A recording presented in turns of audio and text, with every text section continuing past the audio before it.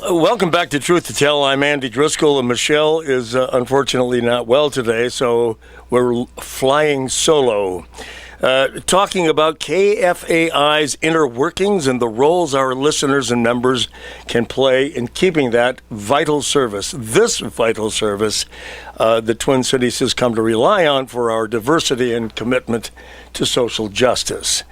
Our guests today are KFAI board members Zuhur Ahmed, John Slade, and board president, along with Ted Singer, and board president Joel Zimmerman. But we'll get to them in just a moment. First, we want to bring on Kate Kleckner.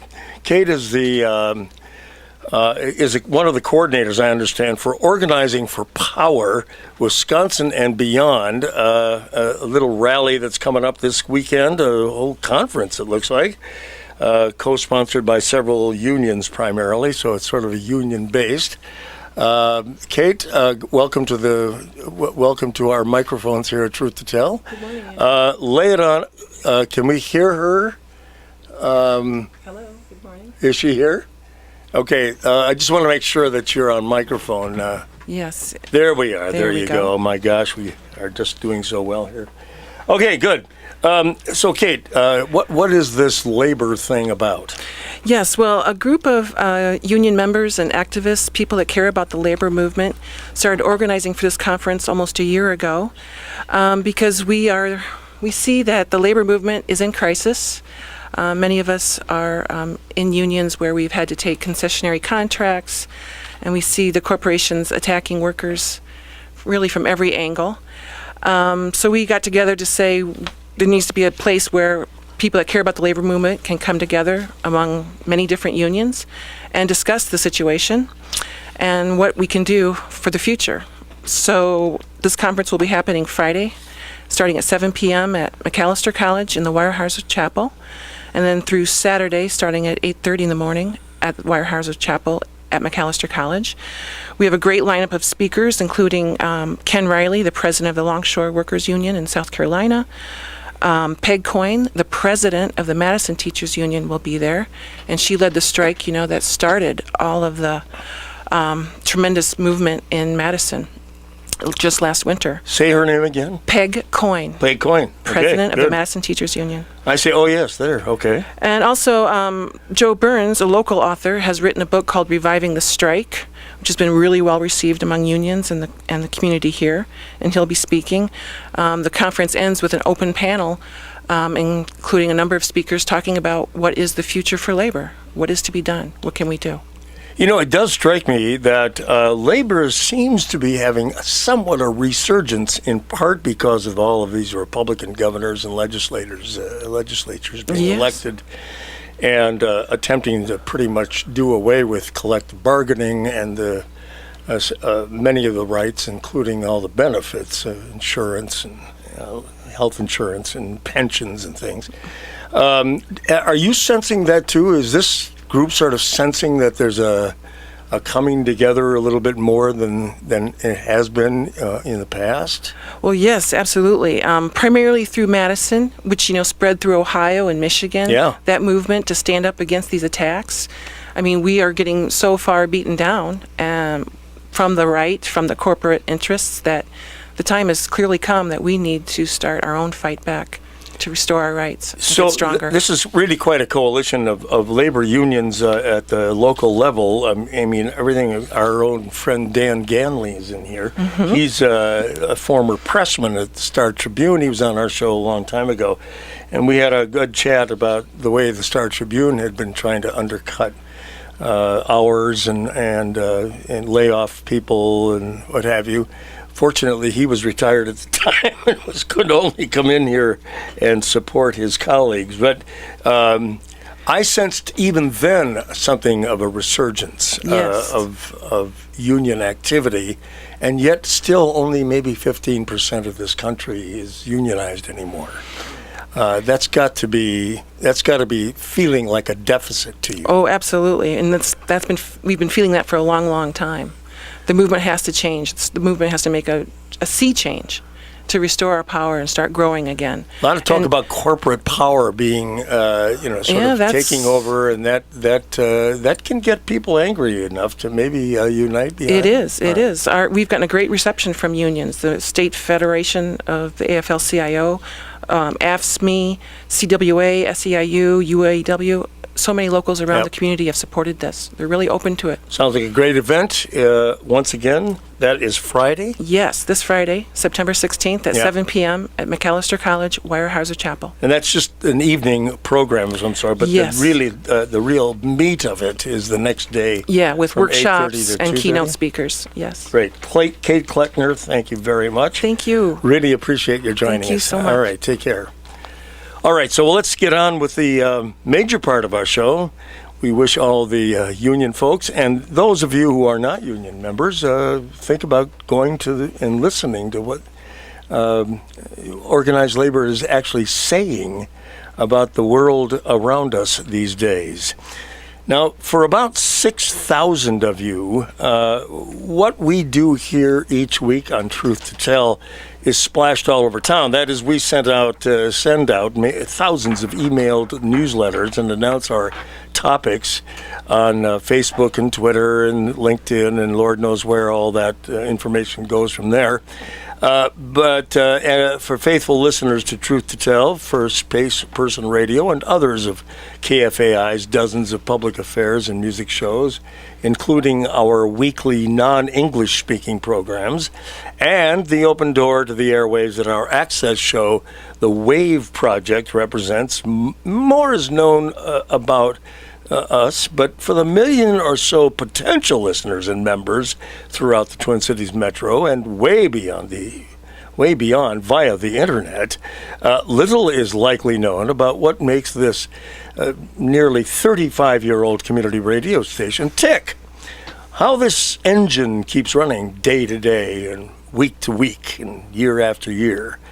Well, it's really almost all about our volunteers, along with our talented staff, of course, KFAI's talented staff of less than 5 full-time people, but the cadre of volunteers, which are hundreds in number, including all of us who put these news and public affairs programs together, the music programs together, like Truth to Tell on the air each week, spend hours in preparation, research, lining up our guests, picking out our music, or both. It's all without pay whatsoever. And the same is true of the commit. Are we nuts or something? Do we really do this week after week? Yes, of course we do. We love every minute of it. Well, the same is true of the committees and our board of directors who toil in the shadows, keeping the station as viable as possible. And well, today we talk with 4 of those board members and committee types whose job it is to keep KFAI on a sound financial footing.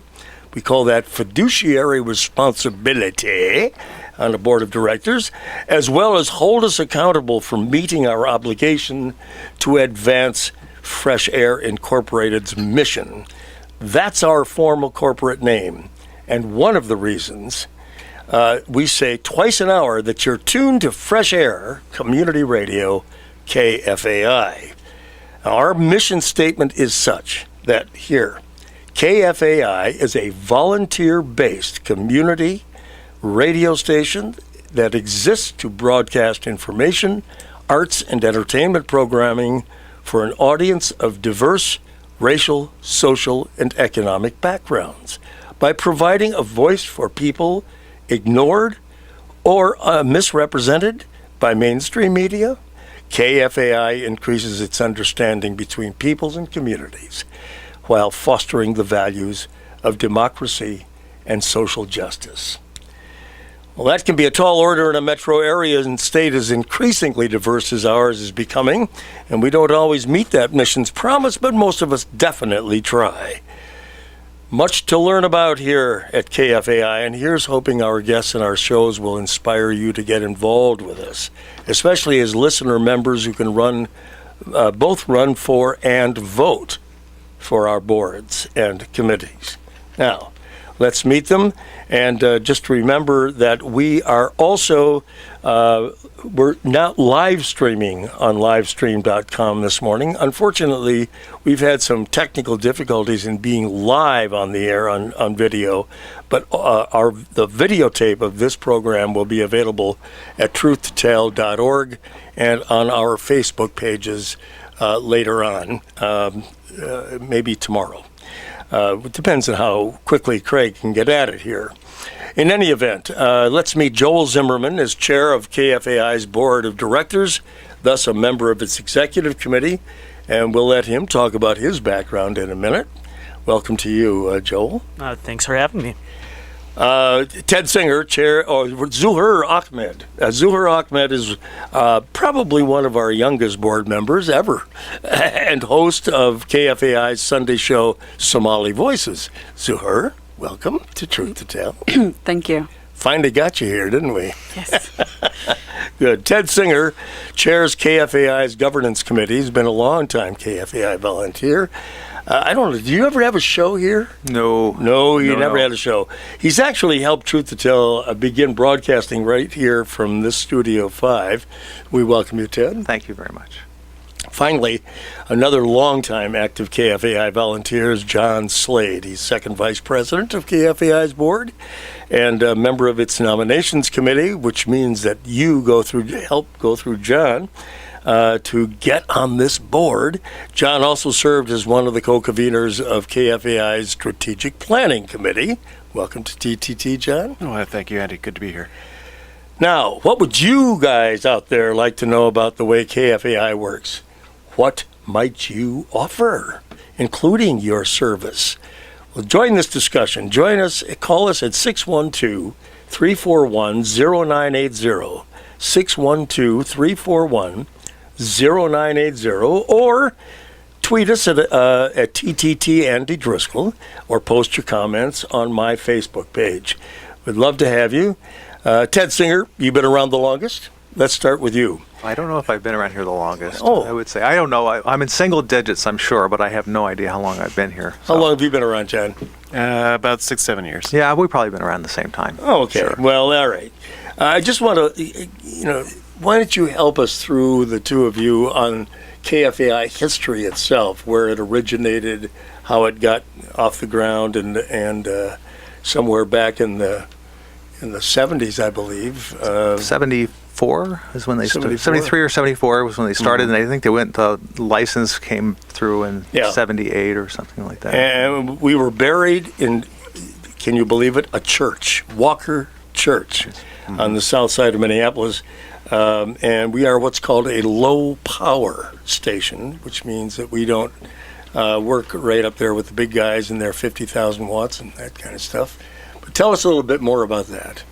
Well, this is John Slade. I think it's interesting, the same mission that brought me to the station about 8 to 10 years ago is when I first started getting more involved, and that's when Amy Goodman's Democracy Now! Started coming up.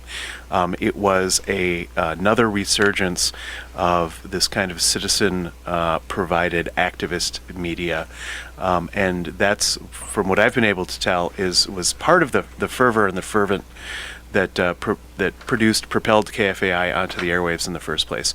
The mission statement, lays it out.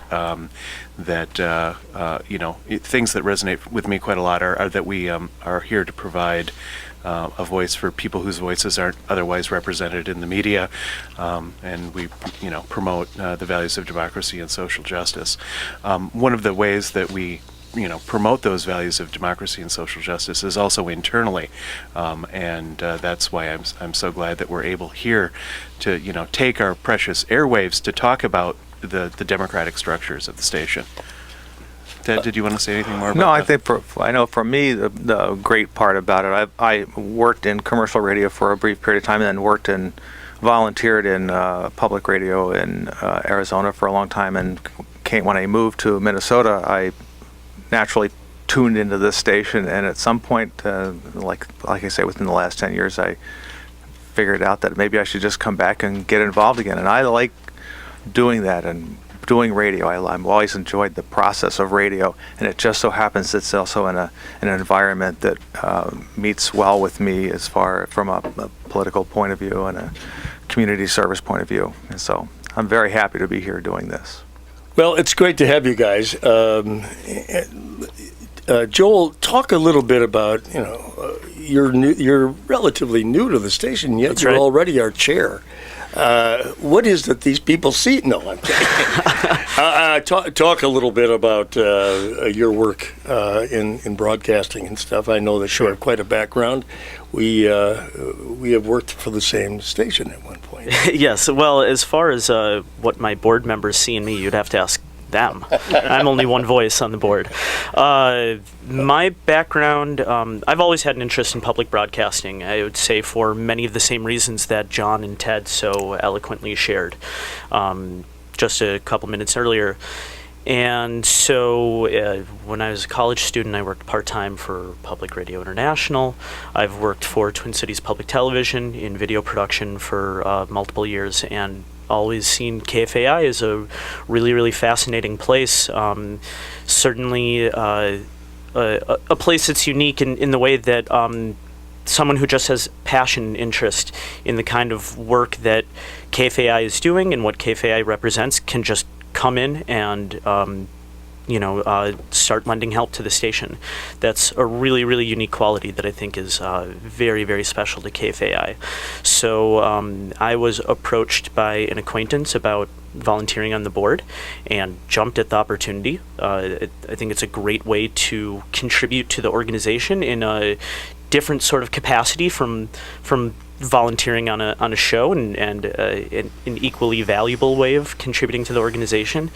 And just through being active and interested and wanting to contribute, my role in the board has grown naturally. Well, we're delighted to have you. Now to get to Zuhur Ahmed. Zuhur is clearly from another place. She is Somali, the host of Somali Voices. But Zuhur, you're kind of a rising star in your own community. You're kind of an important representative on what we consider a diverse board. But talk about your experiences. How did you get involved in all of this? Started back in 2006. I was at the U. I was a student at the U then, and I started volunteering with Somali Voices, actually. My show is Somali Community Link, and as I was volunteering there, I got more interested into the station because it was Somali Voices another show? Yes. That used to air on Tuesday. I'm so sorry. That's okay. So your Somali Link is the name of your show. Yeah, Somali Community Link. Community Link. Yeah. All right. Sorry about that. No, that's okay. I'm glad to be brought up short. That's okay. So I started volunteering with Somali Voices, and then that's when I was first introduced to the station. I honestly didn't know that there was such great station that existed that would give voices to, like many of you said earlier, to the voiceless and to those people that are oftentimes ignored by the mainstream media. And a couple of months into my volunteering with Somali Voices in 2006, I learned that there is a programming committee and there are spots that opened up, and I could apply for my own show. And at that time, I was thrilled to hear that, and I processed into applying for my own show then, which is Somali Community Link, and I started that early of 07, March of 07. And I kind of walked through my way to the station that way. Hosting my show on Mondays, used to come on Mondays before the major schedule change, Monday evenings. So I would come and come to the studio. My show used to be on at 7:30, but I would normally come 4 or 5 to start prepping and take care of last minute details, and then I will meet the staff, and I'll meet the programmers that are that have shows before mine, start kind of networking and talking to people, and normally I would have like big guest list, and everyone would see like 7 different people and extra chairs and looking for headphones, and ever since then my interest to the station grew, and I wanted to be more and more involved, and let was it a year and a half ago. I think this is end of my second year into the board. I was approached by the nomination committee, and I was thrilled by the opportunity and wanted to be part of the board. Well, and now it's you were actually part of an international discussion on the Somali diaspora, weren't you? Yes. Talk about that a little bit. Well, ever since the issues of the missing young man came in, and even a little bit before that, as you know, with all this negative things that's happening with the community and around the world, ever since 9/11 and this. Flashlights that were being, in the Muslim community and specifically the Somali community ever since Al-Shabaab, the national and international media had this interest in knowing about the community. And since the Somali community is mainly populated here in Minnesota and in the Twin Cities and here in Cedar Riverside, where KFAI is neighbors to, they really wanted to know more about it, and they had a hard time accessing the community since, the language barrier and all the cultural differences. And these both national and international media didn't have individuals from the community, reporting for them. So the only place that they can come for help, as you've seen, was here, KFAI, since KFAI is the only radio station that that gives voice to the Somali community, and there are 2 shows going on here. Are they both in Somali? Yes. They're both entirely in Somali? Yep. Okay. Yep. So they start approaching me and coming to me about my work in the community and shows that I host about the Somali community here. And one of them was that national and international one you were talking about with BBC and on NPR, and there was also CNN came at one time, and other media outlets that were both national and international. Was Abdi Ayente part of that hookup? No. Wasn't the BBC involved? No. Oh, I no, see. Yeah, Okay. no. But Abdi Ayente was also, he's now with Al Jazeera, but he started out here with KFAI when he was starting his journalism career. And he was part of the programming committee at one point. And he's with Al Jazeera America now, is that right? Al Jazeera Or English, yep. English? Yep. Well, now, you don't have enough to do in your life. Aren't you in medical school or something? Planning to go to, yes. I was in school for a while, actually. I did both a social science degree and I did a science degree, did a biology and chemistry. So, yes, I do have a little busy life going on, but the fun part of it is my work with KFAI. I can say I look forward to coming here every Sunday, and my show airs at 2, and I'm here very, very early in the morning, like 9 a.m., and, just look forward to it. And my mom always used to say to me, if you really love something enough, you'll find time for it. And I find it true. I mean, pre-med student, and I was working at some point too. You would think, how would they find time to host a show that's entirely volunteer? And they would, as you know, it takes a lot of time to prep for 1 hour show a week. Yes, we don't just pop up on the microphone. No. No. Actually, I told people that's the easiest hour. It is the easiest is part putting it on the air, actually. Yep. Yep. Well, so, all right, thank you, Zahura. Now, Ted, you said you were started off in Arizona. We're going to get to one of the reasons I want all the people to hear about these backgrounds, of course, is how diverse the backgrounds are among the people who volunteer for KFAI here and who can serve on our board. And so we'll get to, what does it take to get onto the board? And we'll get into all that stuff in just a minute. But Ted, were you at KJZZ or something? Yes, I was actually. Were you? Yes, I did that. I volunteered there for close to 7 years doing music programming. And that's in Phoenix, right? Yeah, it was in Phoenix, and I think it was actually in Mesa. The station was actually in Mesa. I was in downtown Phoenix when I started, and they moved out to Mesa. And I figured out pretty quickly that the way to survive was to be sure that you were the number 2 fundraiser behind Prairie Home Companion, oddly enough, I see. at the station. So I worked very hard to make sure that we were well represented in the fundraising process, so they couldn't tell us to leave. And that was it was a lot of fun. I really had a great time. But I had started I grew up listening to radio in Philadelphia, and New York, which was just two great radio markets, and I was fortunate to be able to hear both of them where I grew up, and fascinated by radio. Went to radio school in Philadelphia and got a job working in the same place that everybody starts when they first work in radio, some place that's 25 miles outside of town, and the town itself is 500 miles away from anything that resembles civilization. And, I remember the days very well. Yeah, exactly. 1959, Iron Mountain, Michigan. Everybody goes to that little town. North Platte, Nebraska. But I've always been fascinated by radio, and this is a perfect place for those who are interested in radio and may or may not have experience. It doesn't really matter about your experience level. You come, you get involved. There's always something to do. And there are a lot of programs on this station that are run by people who had absolutely no experience.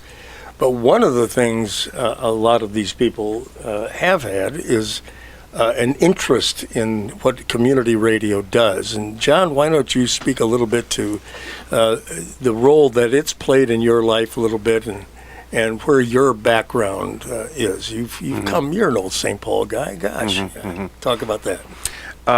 The turning point for me was kind of an awakening. You take, people say that it's usually their lives change around certain points. I was fortunate enough to be out in Seattle for the WTO protests in 1999. And really sort of social justice sort of brought you here, didn't it? It was very much social justice that brought me here. And the WTO, had been protested. The chief of police was saying on the corporate media channels that they were being restrained and they weren't firing rubber bullets. A new outfit at that time called indiemedia.org was able to use the fact that you could just put up, you could have access to the internet and to distribution. Put up a picture of a kid holding up the rubber bullet that hit him and showing the bruises. And so I became involved with independent media here, very much from a social justice and using the technologies that we had with the internet, which were new then, to get the word out. From that, I became involved with a group called the Counter-Propaganda Coalition, which ran media fairs bringing together activists and small media outlets, which is where I came under the eye of Joanne Vano, who at that time was our KFAI board president, was encouraged to take part in KFAI, which was, as I said, set up a generation before to do the same kind of things that we were doing on the internet, using radio, which is an incredibly democratic. It's broadcast free. You need to pick up a radio at $5 at a garage sale, and you've got access to that radio. And so the struggle that Pacifica Network was having at that time, there were attempts to kind of corporatize that structure. And we should let people know that Pacifica is a national, even global originator of public affairs programming on an alternate basis with NPR and National Public Radio. And the 5 stations across the country form the network, and the one in New York is where Amy Goodman, who has got our Democracy Now! was born out of. And it's actually really interesting. The struggle within Pacifica, whether or not they were internally democratic, resulted in shows like this being banned from the network at one point. At one point, the Pacifica struggle was so bad that hosts were prohibited from commenting on it over the air, which is why I think... You mean our soft TruthToTell program would have been banned? Oh my! Well, this I would say that this is a shining counterexample of how well we're doing. But yeah, I was coming out of a labor history, a social justice history, an environmental history, and then very much the anti-war movement. And the WTO was in 1999. 2003 was the invasion of Iraq, and just kind of watching as every other media outlet, except for the community-based, the smaller voices, were rolling over to the war propaganda, and so that's why it's so valuable, and not only for the political side, but for other voices that aren't getting heard here in the area, to get them actually heard. And I think it's also important for us to renew, for us to keep going. You know, the station, as you said, doesn't keep going without the volunteers, without the love that people have for this station, because it's mission driven, and that's why they love it, and that's why we've got to make our board democracy as healthy as possible, so that we have a system that will replicate and maintain into the future. Okay, now you've met our board members. We will have them rejoin us after the break. We're coming up. If you've just joined us, you just heard John Slade, who's one of our board members, and he's the second vice president of KFAI.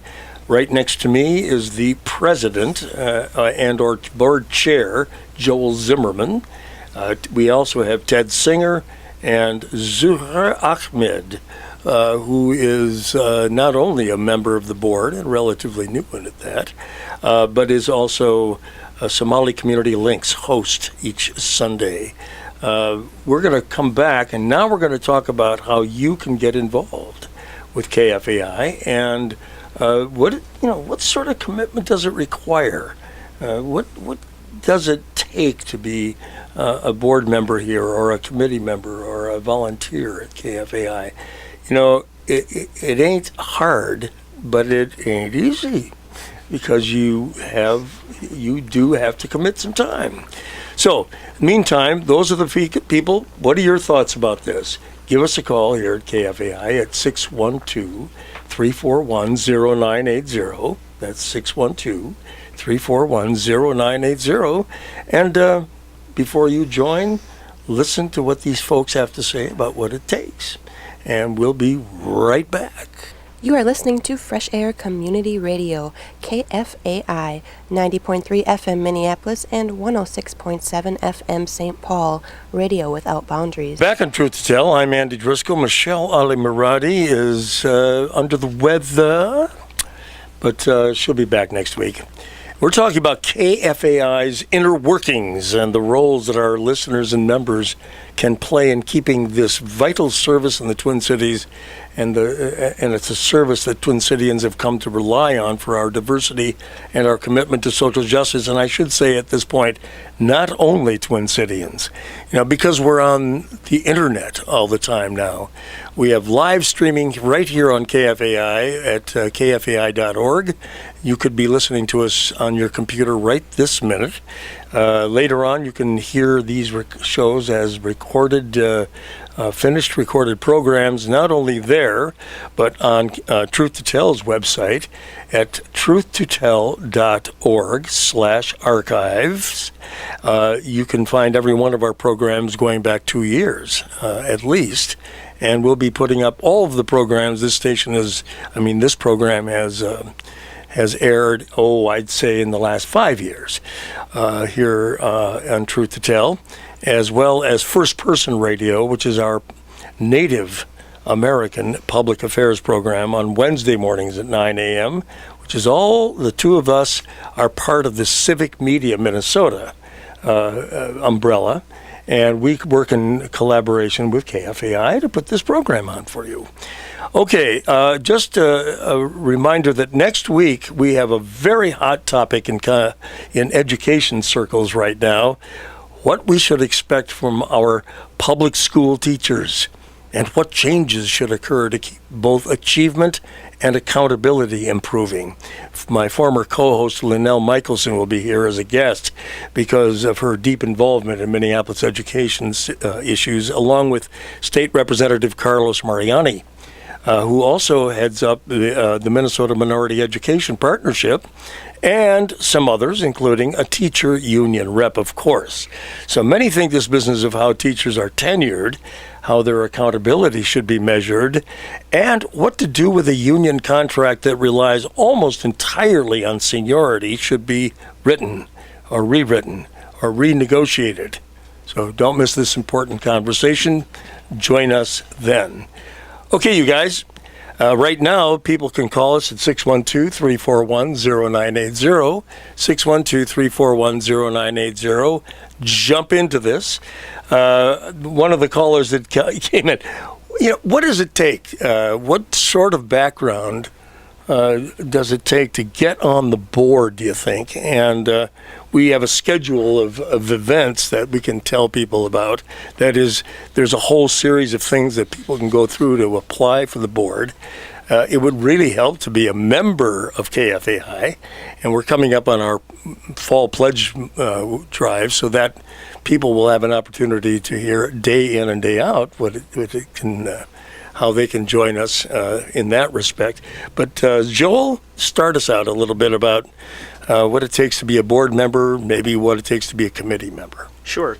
As far as what it takes to... And this is Joel Zimmerman, by the way. I'm sorry. Go ahead. Thank you, Andy. As far as what it takes to be a member of the board, there isn't one particular profile that, hopefully as our introductions that you had us have in the beginning of the show, hopefully that pointed out, there isn't one particular profile that it takes to be an ideal board member.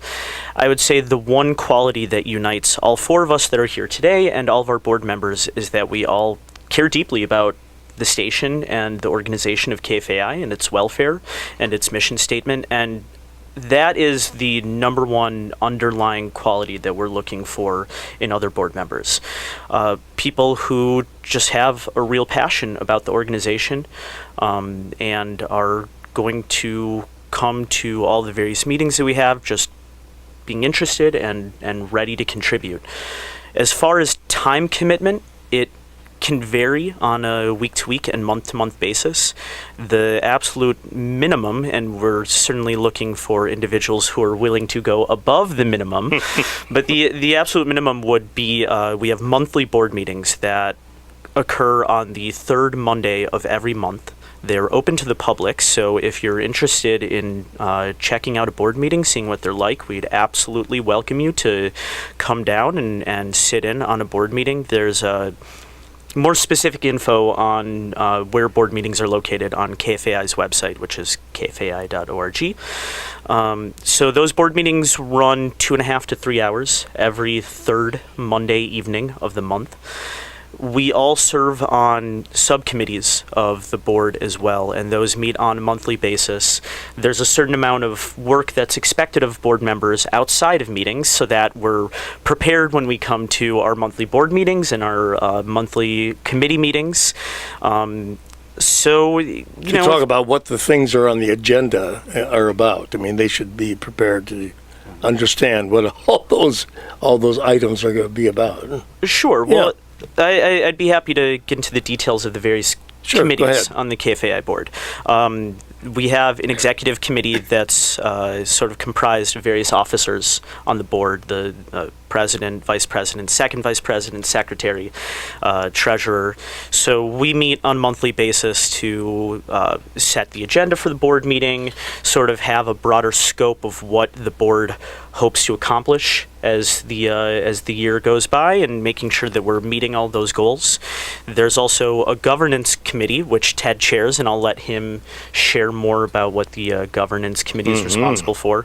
John and I both serve on the nominations committee, which is responsible for helping to recruit other potential board members, people who we think would be of service to the board and the organization. And the organization. What am I forgetting momentarily? Finance committee. We have the finance committee, which is headed by a finance chair and our treasurer, and meets monthly as well to ensure that the finances of the organization are in order. We've got the staff. This is John Slade speaking. We also have a number of staff committees that often have board. Yeah, I was going to ask you about the staff committees, and they're not necessarily board members, right? No. So the marketing committee, program committee, doing outreach. There are certain things that the board has said this is clearly a function of the board, like running our elections and making sure that new folks are coming. That's something internal to the board that should be handled by the board. But we have professional staff, and so there are certain things that are kind of under their wing. We have broad participation, as Joel said, in those, but So there's the board committees and the staff committees, and then there's ad hoc committees, which is what the strategic planning process group was, and that was a group that was set up to do a thing. Took a long time to do that thing because we wanted to do it internally and we wanted to do it with as broad input as possible. But those are our options. But of course, you don't need to start at the board level. There are plenty of other ways that you can volunteer to get into and through those committees. Although we found, what I've seen is that there are people who come onto the board who have had that experience and people who have not had that experience, and it's not a hard and fast prerequisite. It's not that you have to spend 2 years paying your dues in a committee in order to be on the board. There's some very successful board members that have come from outside the community. Zuhr, what do you, what sort of structure do you think, what part of, have you been a part of? What's your committee? Well, I'm not part of the any committee within the board, but before I came, I was part of the programming committee, which, as you mentioned, it's a staff-led, and that kind of gave me a perspective and some idea, and it was not of how a meeting would run and how a committee would run. But as far as into the board, I'm not specifically involved with any committee. But as they've mentioned, I mean, really, you don't have to have a specific skill set, or there's no, as Joel put it, there's no set profile. Everyone in there comes with a very unique background, and just having that experience and uniqueness in you, that's what really the board functions based on these different experiences that each person in there had. Ted, governance. This is a critical issue, governance. It is. Talk about what we mean by governance in this case. Well, I guess you can make it simple and say it's the rules by which we play. So somehow the staff needs guidance from another body within the organization so that they know what they can do and what they can't do, and they are able to execute against a vision for the station.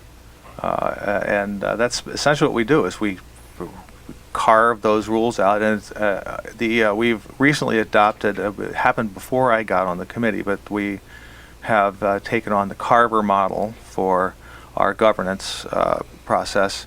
And whether anybody understands that or agrees with it or whatever, it's what we have, and so we work through those issues. And the cover model could change. You could become a little bit more involved over time, couldn't you? Could, but yeah, at this point, it's what we have, and so when we say the Carver model, the audience would like to know what do we mean by the Carver model? A great deal of the day-to-day operational activity that goes on at the station is managed by the executive director, and the board of directors has to step back and provide some outline and some guidelines by which that person operates. And the idea, I believe, is so that the person that we've entrusted with the day-to-day operations and growth of the station has a fair amount of room to operate and make the thing work, and rather than have constant interference or constant assistance, end quotes, from another body, and they, it's a way to help that person focus. Now, I don't know. I don't know any other models. I have asked the question: are there other kinds of models for these things? Many, and I don't know the other ones. I just know what we have, and I'm working through this. We believe, the governance committee does believe, that whatever shortcomings there might be in a Carver model, that I've heard from many people, I don't particularly see them. I think it's just a set of rules, and you just have to make them better. We have to find a way to make them work for us. And we're working through that process. It does take some extra work, and I will say that I probably between the board and the governance committee, I probably between the 3 R's, reading, writing, and research, I probably spend 8 to 12 hours a month just doing that particular piece, in addition to my other volunteer work that I do at the station. And what else do you do here at the station? Well, following your wonderful program here is Pam Without Boundaries, and at 10:30 every Monday morning she presents a show within a show, the Rowe Family Radio Roundup, and I co-produce that with another Tom Shantz, who does the music, and I do all the other production credits for that. So See? it's a wonderful thing, and I get to do both things. I get to go have fun, I get to be creative, and then I get to go stress out about how words work and leading other people through this thing that we do. So let's talk a little bit about what it's going to require for people to get involved a little bit. Joel, maybe you can jump in again and talk about, we have a sort of schedule that we need to work through for listeners. First of all you listeners out there, remember it's 612-341-0980. We want that phone ringing and talk to us about KFAI and volunteering here. And what questions have you got about how things work here? We only have about 10 minutes left, but hey. So now talk about the schedule, if you will, Joel, and what people have to expect. Yes, so the schedule that you're referring to, Andy, is our nomination schedule. And there are 3 broad categories that people can be elected to be on the board of directors. The first category is as a listener/member. So those are that category is for contributing members, people who have donated to KFAI and have a stake in KFAI as an organization and station through those means. The second broad category, is for volunteers, people who have met baseline time commitment of volunteering to KFAI in the past year. So it's not a financial requirement to be a member of the board of directors. And then the third category is as a board elected member. And we have a certain amount of seats on the board that don't fall into those first 2 categories, but where the rest of the board might say, we have an individual with a really great skill set that we recognize would be of huge value and service to the organization. So we want to make sure that if they weren't elected on as a listener member or as a volunteer, that they're still part of the board. So they could have management experience, legal experience, accounting experience, marketing experience, absolutely. Right. It could run the gamut of skills that would just be of assistance and of clear value to the organization. Okay. So when there's an opening, do you sort of go out and look for folks like this? It's a combination of us on the nominations committee and the board as a whole. So people can come to you and ask about vacancies? That's absolutely right. No, okay. we very much welcome input and people approaching us as well. We try to make ourselves as readily available to that input as we can. Okay. So back to the schedule. Yes, back to the schedule. We have a deadline today, or one deadline anyway. Right. No, today's start is the beginning, isn't it? I see. Yes, so we're just about to kick off our sort of nomination schedule, which will run throughout most of the rest of the fall. As I mentioned, we have the 3 categories, so there are roughly different calendars for each of those 3 categories for people who want to join the board. And we're about to begin soliciting member applications. And you'll be hearing on-air promos. You'll see promos on KFAI's social network, on Facebook. And we're planning on making our presence known and really encouraging a lot of input from members of KFAI, because we'd love to have as many applicants as possible. That first round of applications is due at the station on October 7th. So a little over a month from now, a little under a month from now. And they can find the application blanks where? That will be on our website on kfai.org. You can also reach out to the executive director of KFAI, Janice Lane Ewert. So there are a couple ways to get those. We'll also be we'll be mailing out application election ballots, but not Now, application. can people just stop in at the station and pick up a blank? Absolutely. Okay, good. John, you had something to say about this? Well, Joel, Go ahead. I just wanted to talk a tiny bit about the composition of the board. Please. There are 16 folks on the board, and everybody serves a 2-year term, and half of the board is constantly up for is up for selection. So you have staggered terms. Staggered in other terms, words, right? yeah. So each time around, there are 3 volunteer members, 2 greater community listener contributor members, and 3 that are board appointed. Now, often the people that are currently, that may have been in that seat, there is advantage to incumbency. I mean, if you are a current member and you say, I really like this, and if people know you and like you, and if it's in one of those elected roles, they'll often be reelected, but there's always turnover as well. And the board appointed seats, which are kind of in the vision, were to kind of backstop, if we were missing a skill set, or if we had something like, I'm really excited about reaching out to other alternative media outlets like The Uptake and Twin Cities Daily Planet, and so if we wanted to get a skill set from those groups, board appointing would be a way to do it. The application's pretty simple. You write a 250 word statement about who you are and why you're interested. It's really just 1 page, but it's really important that we have at least as many people filing as there are seats available, which in the last couple of years we've been very successful with that. And so we're really glad about that and want to increase that. So October 7th is one of those dates. So we have a call, actually. Carl from Minneapolis is on the phone. Carl, good morning to you. Good morning. I just wanted to make a brief comment. I was a professional for many years with corporate radio. Decided to become an amateur because the word amateur, it comes from the Latin word to love. So I learned French and got my show on in Brussels, Belgium, a jazz show.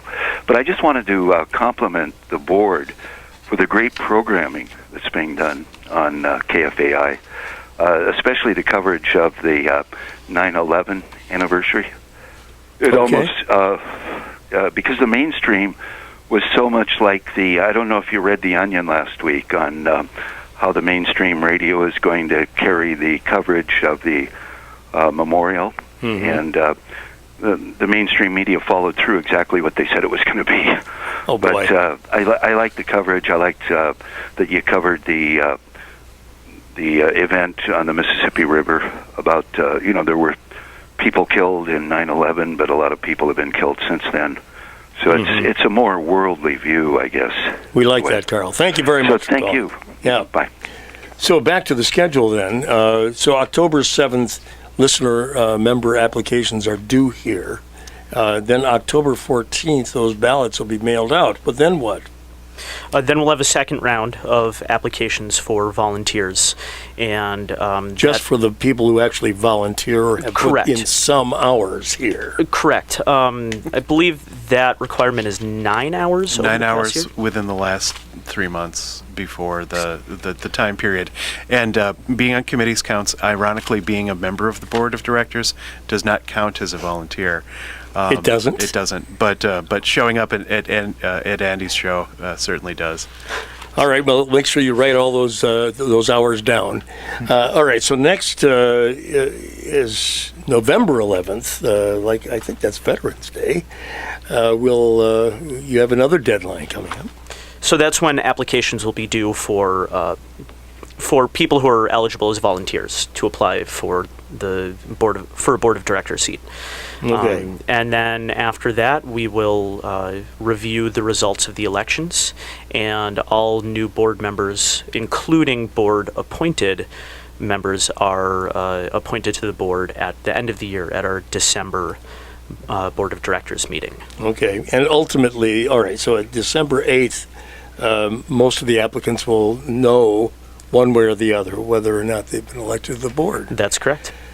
We got to end it there. Can you believe that? Even this has been a fast hour. We appreciate your coming in, all of you.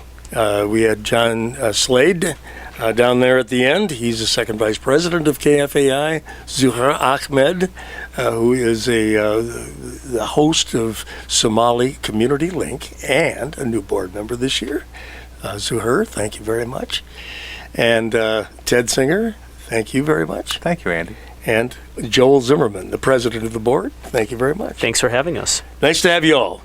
Okay, so we want to remind you again that this is really a responsible place that you can put your time and effort and community commitment to KFAI, its board, and of course the other committees as well. Remember that next week we will be talking about how teachers are tenured, especially under union contracts, and how accountability should be measured. Meanwhile, just know that KFAI and TruthToTell is a co-production of Civic Media Minnesota and KFAI. Links to audio and video archives of this and all past shows are on TTT's own website, TTT or TruthToTell.org, as well as KFAI.org. We'll see you next week. As always, I'm Andy Driscoll. Please join us then, and remember, do take care of each other.